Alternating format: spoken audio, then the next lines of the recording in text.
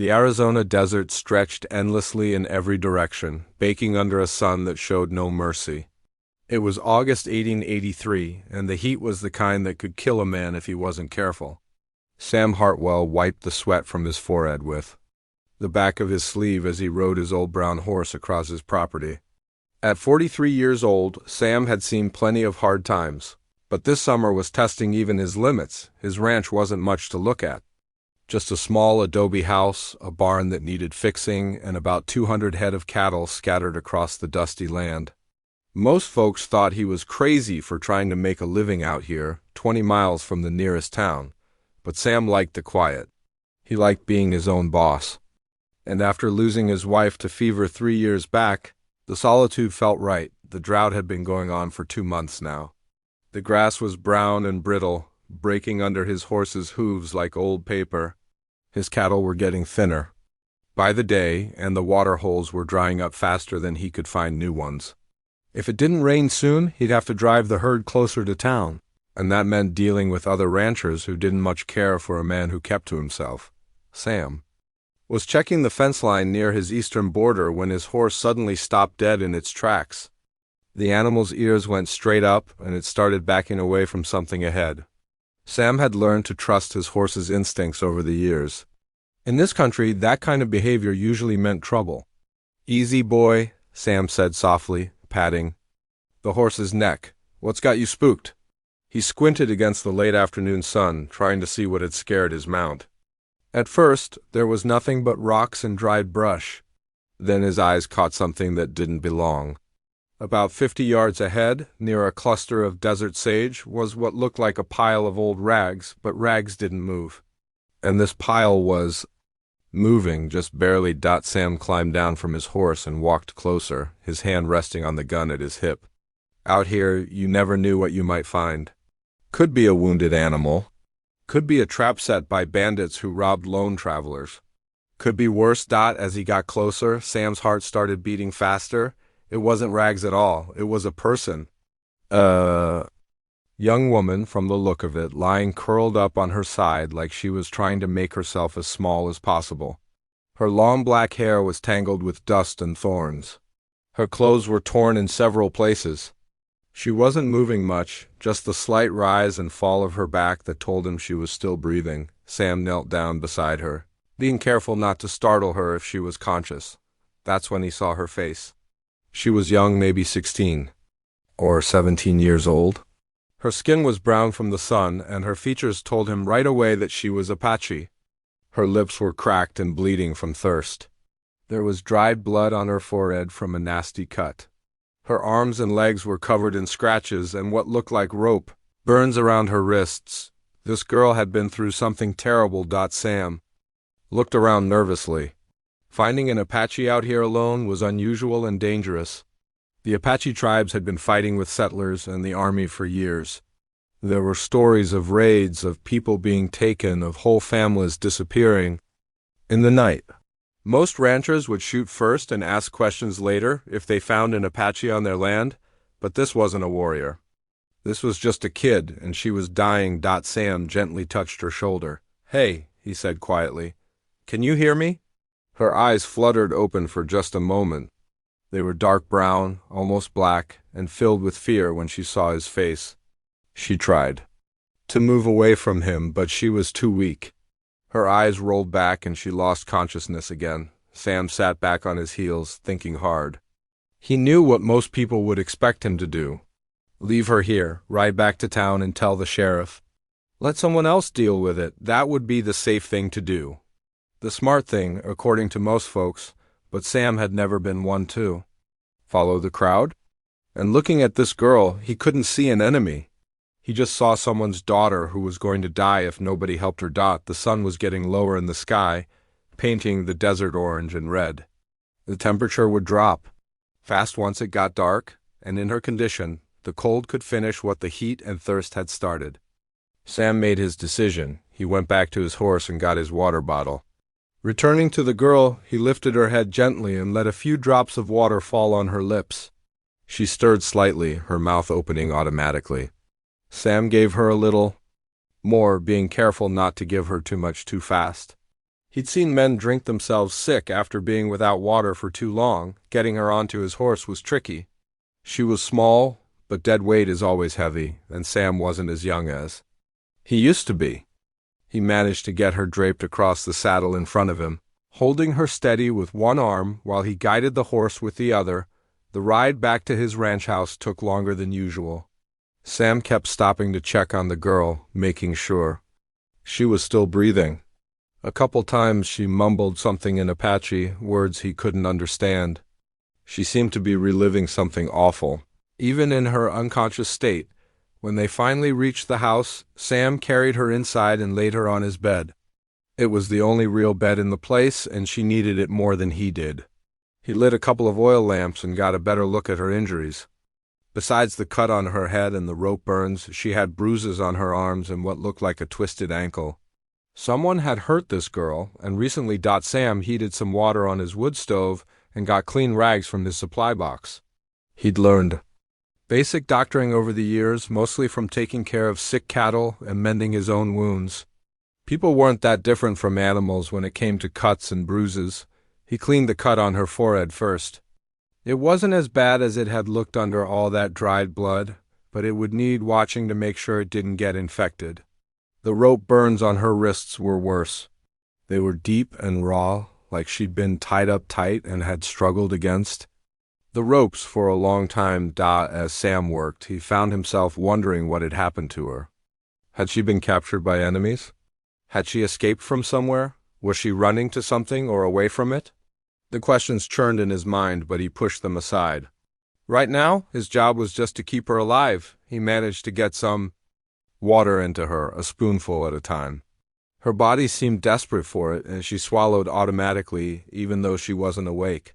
That was a good sign. Sam had seen men who were too far gone to even swallow when he'd done all he could for the moment.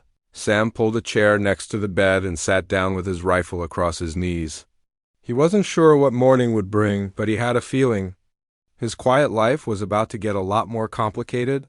Outside, the desert was settling into its nighttime quiet, but Sam couldn't shake the feeling that somewhere out there in the darkness, people were looking for the girl sleeping in his bed. And when they found her, he might end up regretting his decision to help a stranger. But as he watched her breathing steadily for the first time since he'd found her, Sam knew he'd made the only choice he could live with. Whatever came next, at least he'd be able to look at himself in the mirror. Sam didn't sleep much that first night. Every hour or so, he'd check on the girl to make sure she was still breathing. Her fever was high, and she kept mumbling in Apache, sometimes crying out like she was still running from whatever had hurt her. When she got too restless, Sam would give her more water and wipe her face with a cool cloth. Around midnight, she started shivering despite the fever. Sam covered her with his only spare blanket and built up the fire in his small stove. The desert could get surprisingly cold at night, even in summer, and her body was already fighting hard just to stay alive. By the light of his oil lamp, Sam got a better look at her injuries. The rope burns on her wrists were definitely fresh, probably not more than a few days old. Her ankles had similar marks, though not as deep. Someone had tied her up good and tight. The bruises on her arms looked like finger marks, as if she'd been grabbed and held down. Sam had seen enough violence in his life to recognize the signs. This girl had been someone's prisoner, and she'd fought hard to get away. The question was, who had taken her and why? And more importantly, were they still looking for her? As the night wore on, Sam found himself studying her face. She was pretty, even with the cuts and bruises. Her features were strong and proud, the kind that spoke of good bloodlines. Among the Apache, that usually meant she came from an important family. That could be very good or very bad news for Sam. Around 3 a.m, her fever broke a little as she stopped the restless mumbling. Sam managed to doze in his chair for an hour or two, but he kept one ear open for any sound that might mean trouble. Dawn came slowly, painting the small windows of Sam's house with soft orange light. The girl's breathing was more regular now, and some color had returned to her cheeks. Sam made coffee and heated up some beef broth, hoping he could get some real food into her when she woke up. He was standing at his kitchen window, sipping his coffee and watching the sun climb over the mountains when he saw it. A thin line of dust on the horizon, maybe 5 miles out. At first, he thought it might be a dust devil, one of those little whirlwinds that spun across the desert for no particular reason, but this dust was moving too steady, too purposeful. Someone was out there, and they were moving in a wide circle. Around his property. Sam set down his coffee cup and picked up his field glasses. Through the lenses, he could make out riders, lots of them. They were too far away to count exactly, but there had to be at least 20 or 30 horses, maybe more. His stomach dropped. In all his years out here, Sam had never seen that many. Riders moving together unless they were soldiers or a very large raiding party. And these didn't look like cavalry. Sam kept watching through the glasses as the riders completed their circle. They were definitely surrounding his ranch, but they weren't coming closer. They seemed content to stay at a distance, at least for... Now, that was puzzling. If they meant to attack, why not just charge in? If they were just passing through, why circle around him at all?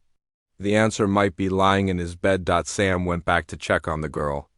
She was stirring, her eyes moving under closed lids like she was dreaming. When he touched her forehead, her eyes snapped open. For a moment, she just stared at him with those dark eyes, trying to remember where she was and how she'd gotten there. Then the fear hit her. She tried to sit up quickly, but her body wasn't ready for that yet. Sam gently pressed her back down. "Easy," he said in the calmest voice he could manage. "You're safe. I'm not going to hurt you." She said something in Apache, her voice cracked, and hoarse from thirst. Sam didn't understand the words, but her tone was questioning. She was asking him something. "I found you yesterday," Sam explained, speaking slowly in case she knew some English. "You were hurt, dying? I brought you here." The girl's eyes darted around the small room, taking in the rough wooden furniture, the stone fireplace, the simple decorations. This wasn't an Apache dwelling, and she knew it. Sam could see her trying to figure out if she was still a prisoner or actually safe. "Water," she whispered, and Sam nearly jumped. Her English was accented but clear. "Of course." Sam poured water from his pitcher into a cup and helped her sit up just enough to drink. She drank it down like she hadn't seen water in days, which probably wasn't far from the truth. "More," she said when the cup was empty. Sam refilled it, but this time he made her drink slower. "Too much too fast will make you sick," he explained. She nodded like she understood, then studied his face carefully. "You are not soldier," she said. "It wasn't a question." "No, I'm a rancher. This is my land. Why you help me?" It was a good question, and Sam wasn't sure he had a good answer. "Because you needed help," he said finally. The girl seemed to consider this. Then she said something that made Sam's blood run cold. "Geronimo." Sam had heard that name plenty of times. Every settler in Arizona Territory knew about Geronimo, the Apache war leader who had been fighting the army for years. He was supposed to be somewhere down in Mexico, but if this girl was mentioning him, maybe the situation was more complicated than Sam had thought. What about Geronimo? Sam asked carefully. The girl closed her eyes for a moment like she was trying to decide how much to tell him. When she opened them again, there was a sadness in them that seemed too old for someone so young. "My people fight with Geronimo's people, over me. Over marriage." She struggled with the English words. "I say no, they say yes, I run." Sam was starting to understand. This wasn't just some random girl who'd gotten lost in the desert. She was caught in the middle of some kind of political struggle between Apache groups, and now she was in his house, with riders circling his property. "Are those your people out there?" Sam asked, nodding toward the window. Her eyes went wide. "Out there?" Sam helped her to the window, supporting her weight as she looked out through the glass. In the distance, they could both see the dust clouds now, moving slowly around the ranch. Like wolves circling a campfire, the girl said something in Apache that sounded like a prayer or maybe a curse. Then she looked at Sam with genuine worry in her eyes. "You in great danger now," she said, "because of me." Sam looked out at the dust. Clouds, then back at the girl. Her name, she'd told him, was Ayana. It meant eternal blossom in her language, she'd said. Right now, she looked more like a flower that had been trampled by a stampede. "Well, Ayana," Sam said, trying to keep his voice steady. I guess we're both in danger now. Question is, what do we do about it? Outside, the dust clouds continued their slow circle, and Sam couldn't shake the feeling that his quiet life as a rancher was about to end forever. By noon, the dust clouds had stopped moving.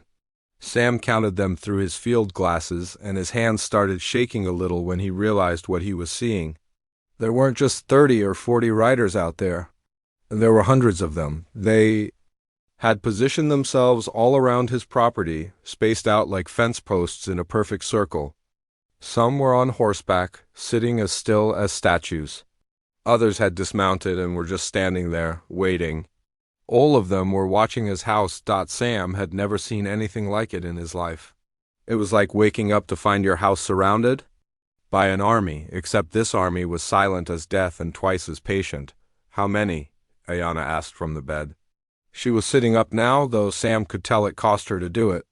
The fever had come down, but she was still weak as a newborn calf.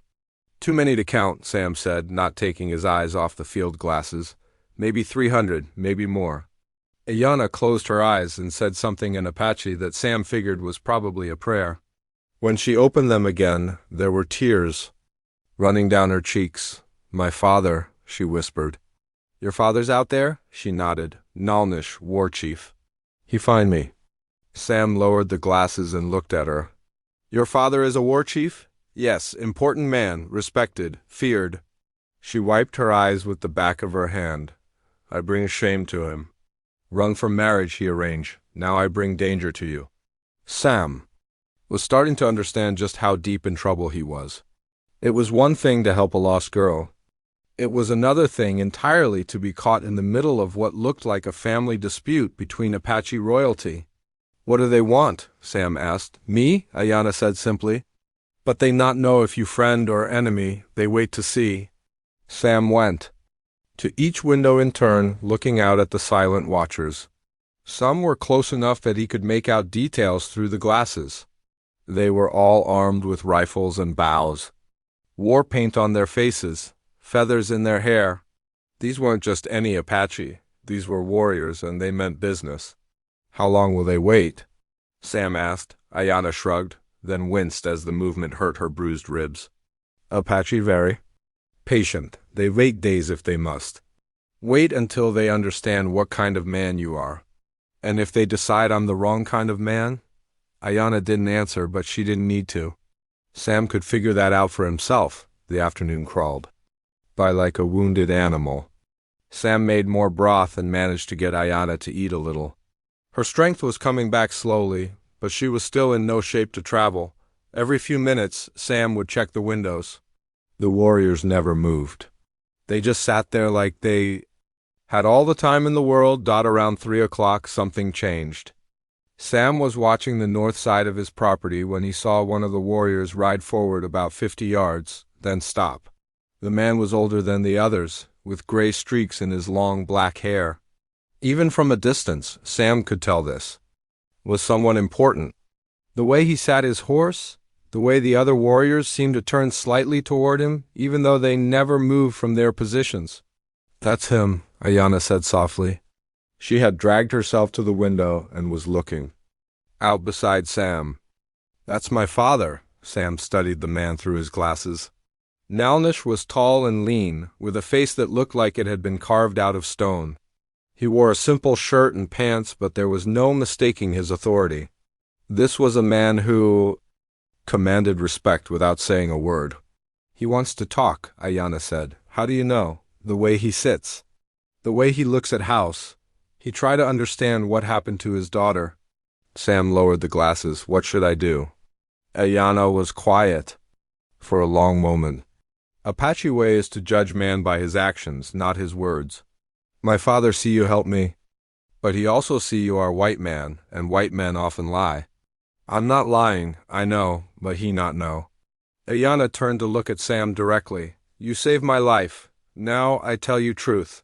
My father good man, but he also war chief. If he think you hurt me, if he think you try to use me for something bad, he will kill you. All of them will. They will burn your house and scatter your bones. Sam felt a chill run down his spine.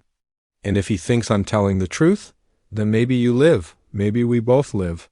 The rest of the afternoon passed in tense silence. Sam tried to do normal things like feeding his chickens and checking his water barrels, but it was hard to concentrate with 300 pairs of eyes watching his every move.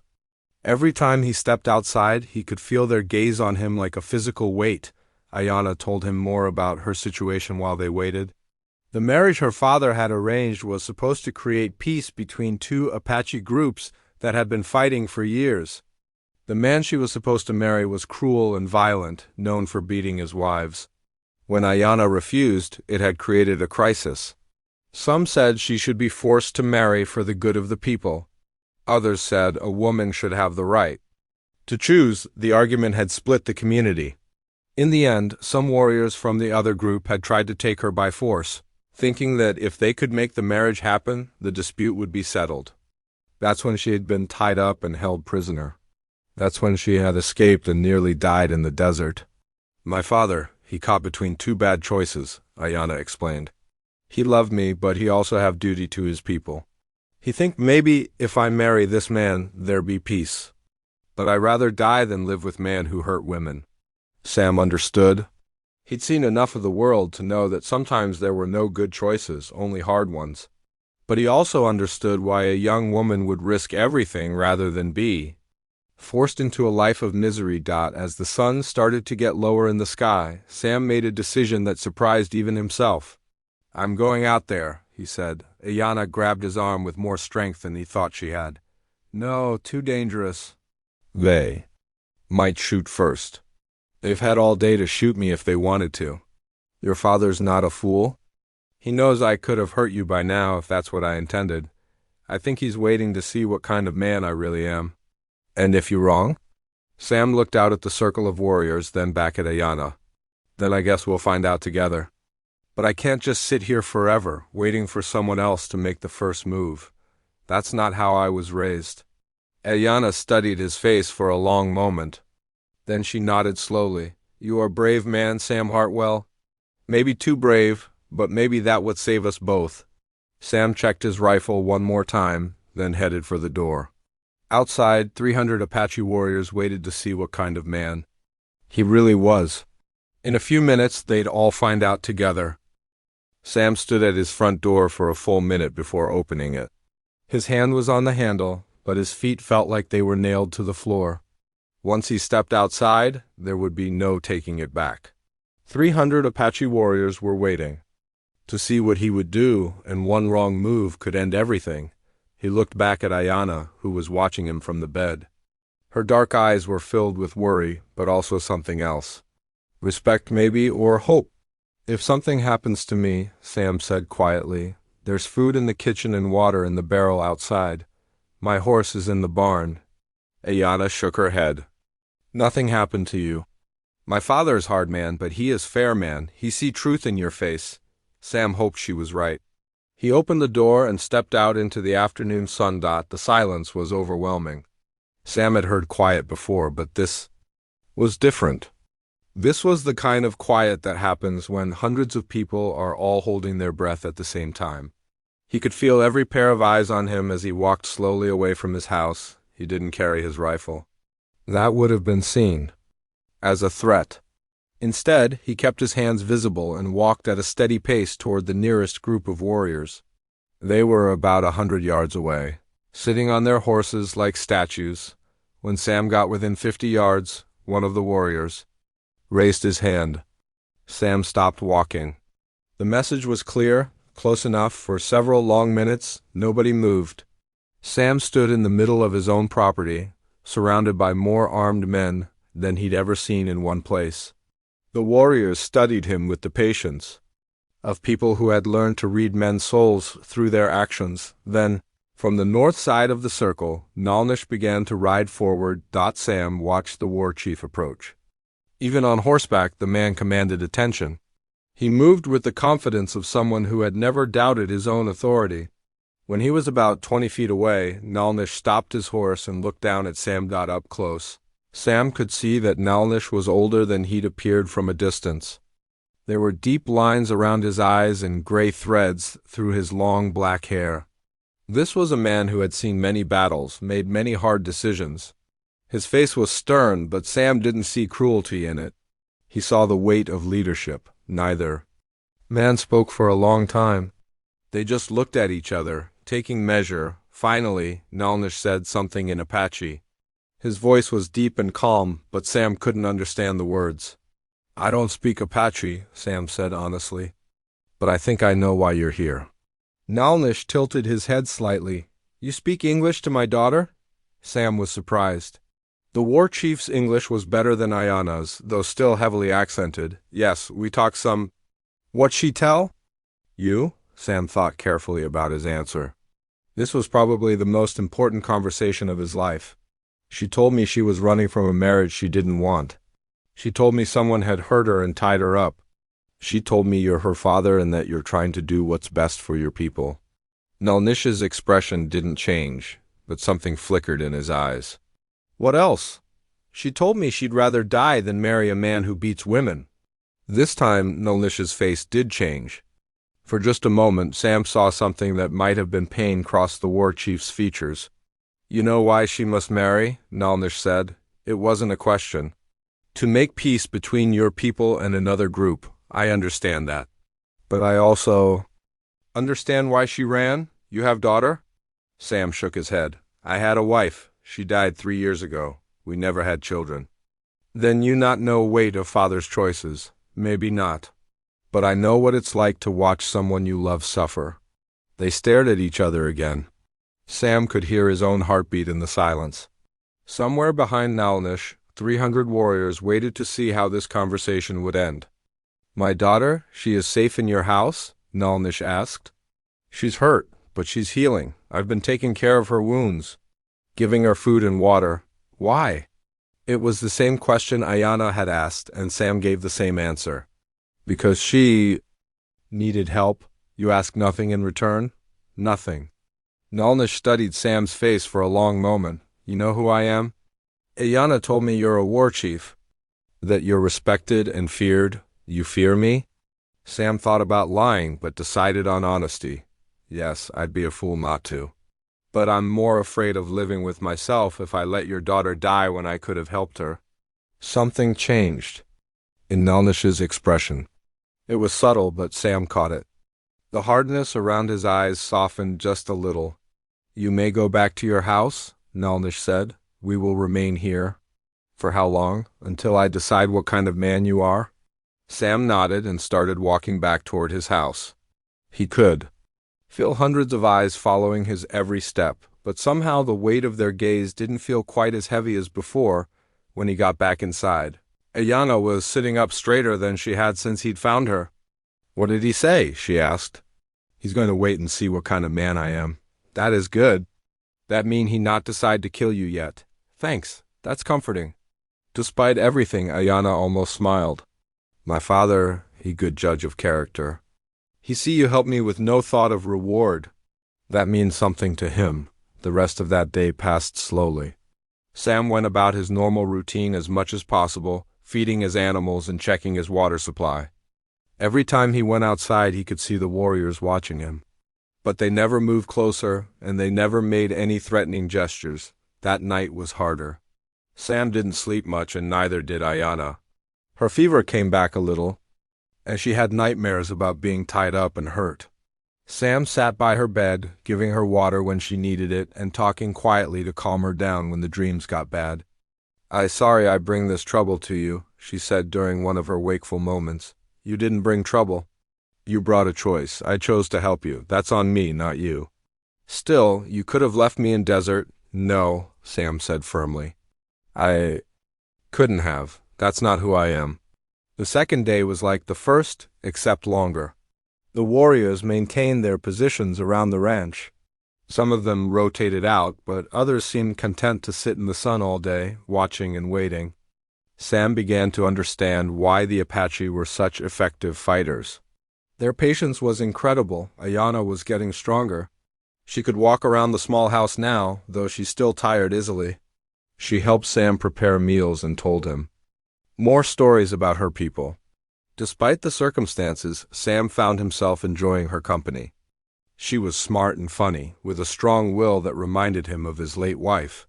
On the third morning, Ayana woke up with a high fever again.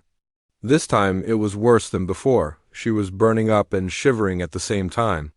Sam tried to cool her down with wet cloths, but nothing seemed to help. By midday she was delirious, calling out in Apache and thrashing around on the bed.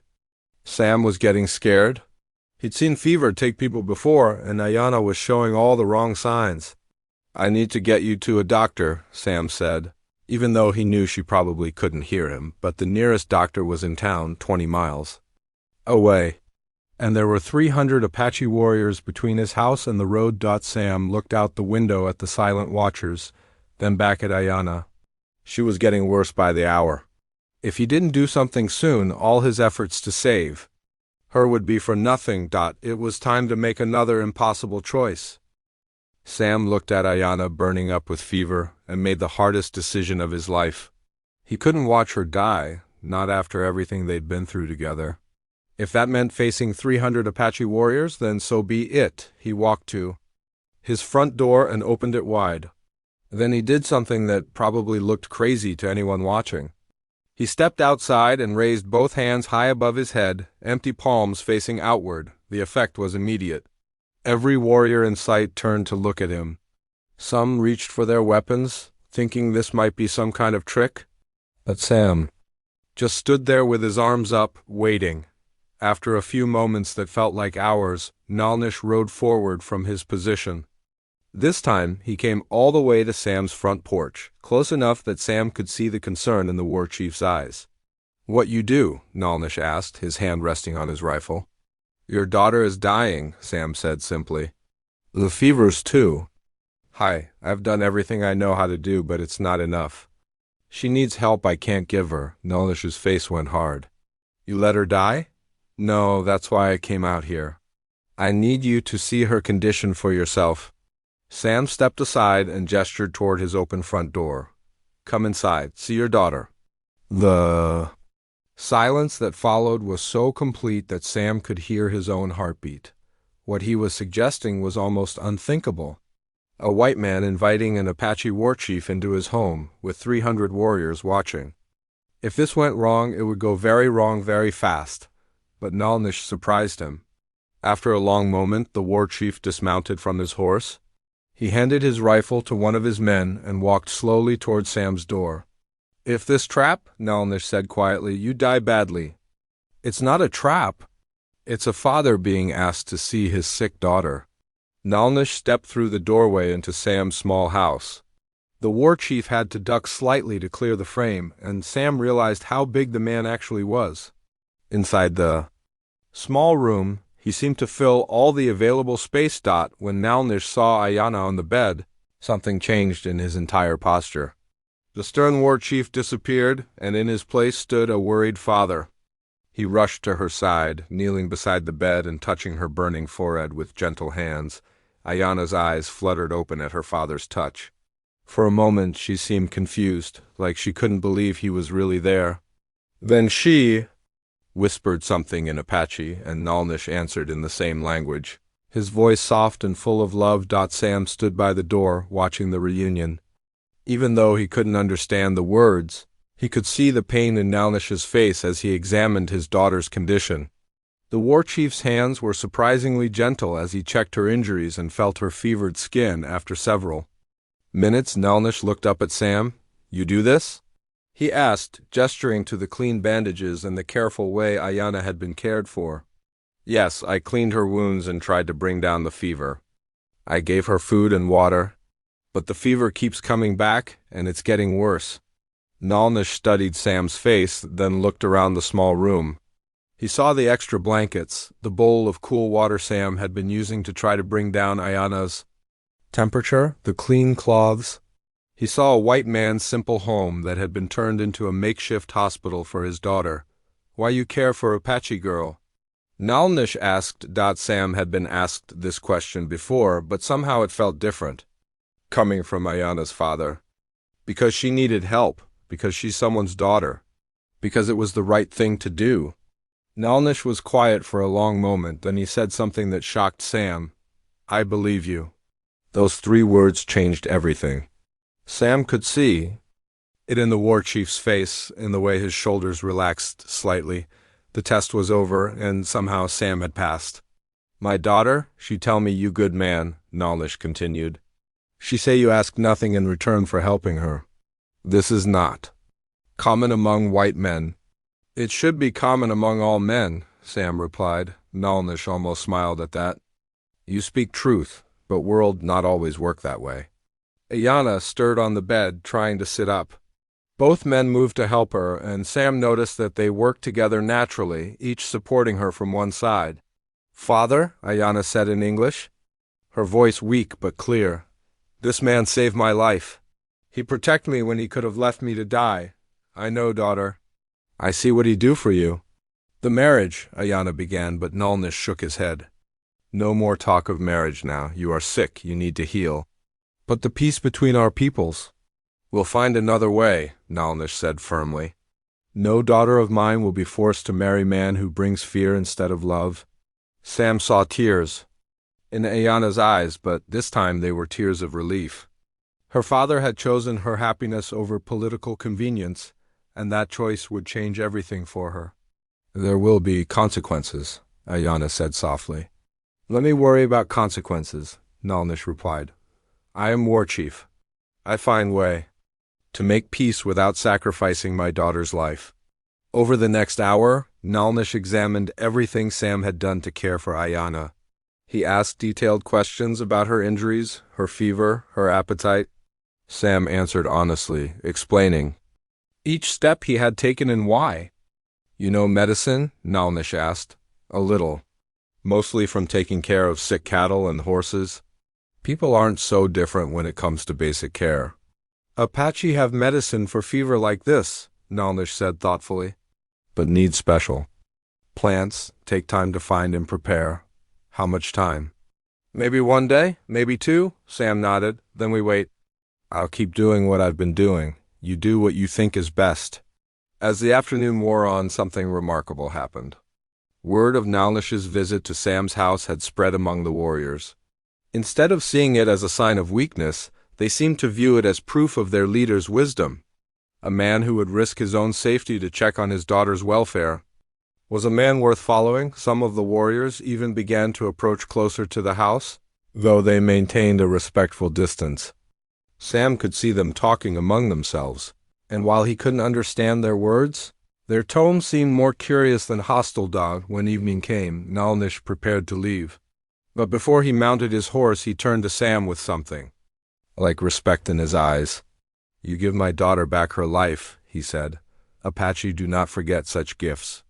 From a leather pouch at his belt, Nalnish pulled out a small object and handed it to Sam. It was a stone carving of a horse, beautifully detailed and obviously very old.